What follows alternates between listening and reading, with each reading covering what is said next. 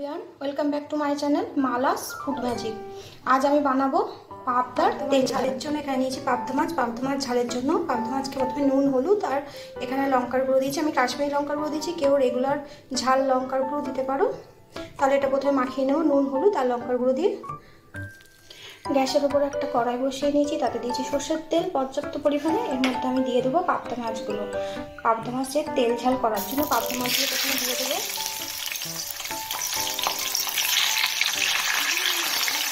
অস্ত্রপোতা করবি না, ভালো।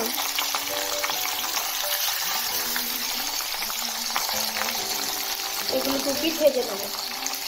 1 পিঠ ভাজা হয়ে গেছে দেখতে পাচ্ছ। এবার উল্টে দেবো মাছগুলোকে।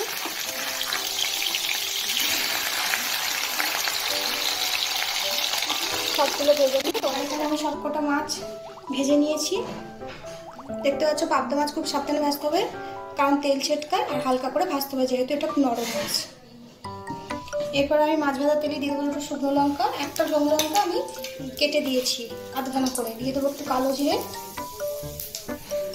এরপর আমি এখানে আমি সর্ষে পোস্ত আর তিল কাঁচা লঙ্কা দিয়ে বেটে নিয়েছি, এটা দিয়ে দেবো। এখানে সব হাফ চামচ করে আছে। স্বাদ মতো লবণ,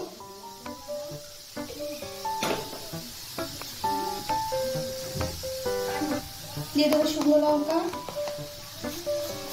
পুরো। এখানে আমি ঝাল কমানোর জন্য কাশ্মীরি লঙ্কার গুঁড়ো দিয়েছি। এবার এটা একটু ভালো করে নাড়িয়ে দিলাম। জল উঠেছে দেখতেই পাচ্ছ। এর মধ্যে দিয়ে দেবো ভেজে রাখা পাবদা মাছগুলো।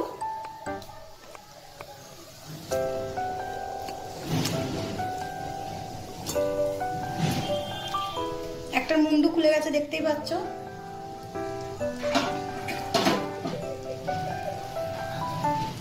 এটা দিয়ে দেওয়ার পর আর নাড়া যাবে না, কারণ পাবদা মাছ খুব নরম হয়।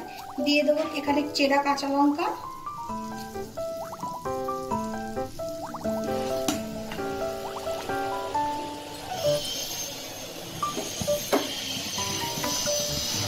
দিয়ে দেবো ঢাকা। 2 মিনিটের জন্য ঢাকা দিয়ে রাখবো। দেখতে পাচ্ছ ফুটে গেছে ঝোল। টেস্ট করে দেখে নেবো এই সময় নুন ঠিক আছে কিনা। একদম পারফেক্ট আছে।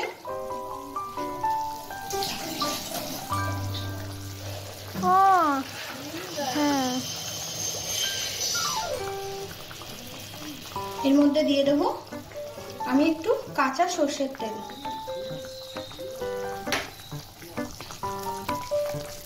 তাহলে দেখলে কত সহজে হয়ে গেল পাবদা মাছের তেল ঝাল।